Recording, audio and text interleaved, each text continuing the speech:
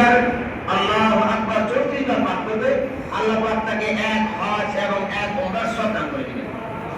তাহলে আসলে এই কথা বলার পর এক সাহাবী প্রশ্ন করলেন যে ইয়া রাসূলুল্লাহ, তাহলে আমরা তো গরিব মানুষ, আমরা তো এইভাবে সবসময় কাজে কর্মে থাকি, হজ করতে পারি না, উমরা করতে পারি না।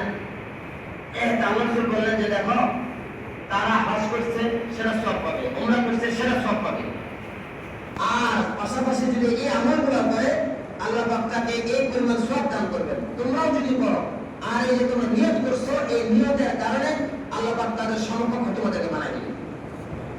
এখন আমরা আজকে আমার বলার উদ্দেশ্য হলো আল্লাহ সাল্লাল্লাহু আলাইহি ওয়াসাল্লাম যে হজ উমরার কথা আল্লাহ পাক কালামে ইরশাদ করেছেন, জনাবে মুহাম্মদ রাসূলুল্লাহ সাল্লাল্লাহু আলাইহি ওয়াসাল্লাম হজ করছেন, উমরা করছেন, কুরবানি করছেন। সেই ধারাবাহিকতায় ইব্রাহিম আলাইহিস সালামের সেই আদর্শ অনুসরণ করে লক্ষ লক্ষ হাজী সাহেবান হজ এবং উমরার উদ্দেশ্যে মক্কাতুল মুআজ্জামা মদিনাতুল মুনাওয়ারায় গেছে। আমাদের সামর্থ্য যাদের আছে তারা গেছে, যাদের সামর্থ্য আমরা এখানে আছি। এখন আমরা এই নিয়ত এবং সামান্য আমলের দ্বারা হজ এবং উমরার কি কি কাজ করতে পারি এই বিষয়ে কয়েকটা কথা। তাহলে এই চার ধরনের মানুষগুলো আসেন, আল্লাহ পাক রব্বুল আলামিন হজ এবং উমরার সওয়াব আপনাকে আমাকেও দান করবেন। এক নম্বর হলো প্রত্যেক নামাজের পরে কোন ব্যক্তি সুবহানাল্লাহ 33 বার, আলহামদুলিল্লাহ 33 বার, আল্লাহু আকবার 34 বার পাঠ করলে আল্লাহ পাক রব্বুল আলামিন তাকে হজ এবং উমরার সওয়াব দান করবেন। এখন আমরা নামাজের পরে সময় পাই না, সুন্নাত পড়ি চলে যাই, অথবা যাইতেছি সাথে সাথে বসে আদায় করলাম না, আমার খুব তাড়া আছে, যাইতে যাইতেও সুবহানাল্লাহ সুবহানাল্লাহ পড়া যায় না, যায় কিন্তু আমরা করি না, চেষ্টা করি না। এক, 2 নম্বরে ইশরাকের নামাজ, ফজরের নামাজ পড়ার পরে কোন ব্যক্তি যদি নিজ আমল সুবহানাল্লাহ আলহামদুলিল্লাহ জিকির আজকার যেটাই করুক না কেন জায়গার মধ্যে বসে থাকে, সূর্য উদিত হওয়ার পরে ইশরাকের নামাজ আদায় করে, 2 রাকাত করে 4 রাকাত। আল্লাহ রাসূল সাল্লাল্লাহু আলাইহি ওয়াসাল্লাম বলেন এই ব্যক্তিকে আল্লাহ পাক এক হজ এবং এক উমরা করার সওয়াব তার আমলে দান করে দিবেন। তাহলে টাকা খরচ করে যারা যায় ওদের অবস্থা এদের অবস্থা, যদিও বাবুরা দেখা যায় যে উনি একেবারে এহরাম বাঁধে, এই করছে সেই করছে, ইনি এহরাম বাঁধে নাই, যার কারণে কি আমাদের মাঝে অনেক ব্যক্তির আমল এমন হবে যে তারা দেখবে যে আল্লাহ এত পরিমাণ আমল তো আমরা দুনিয়ার যুগে করি নাই।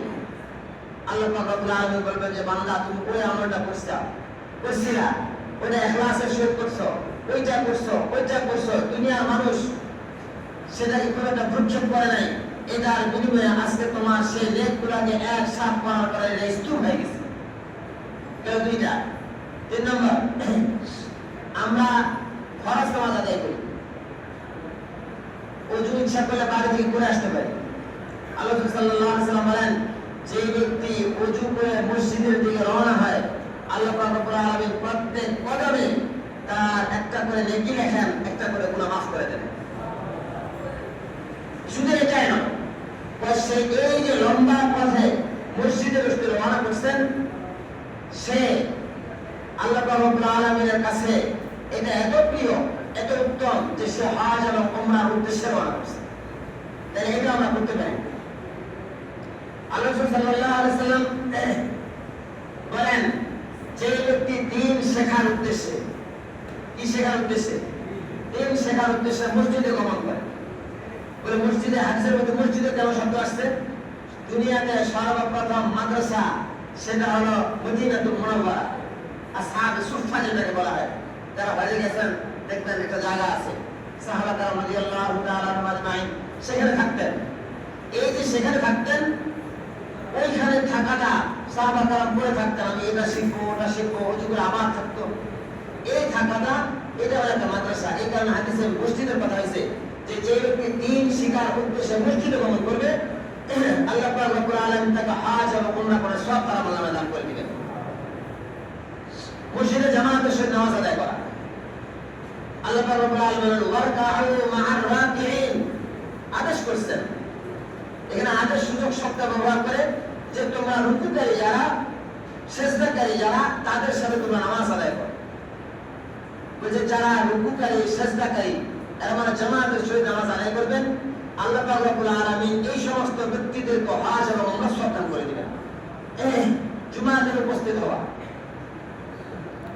সব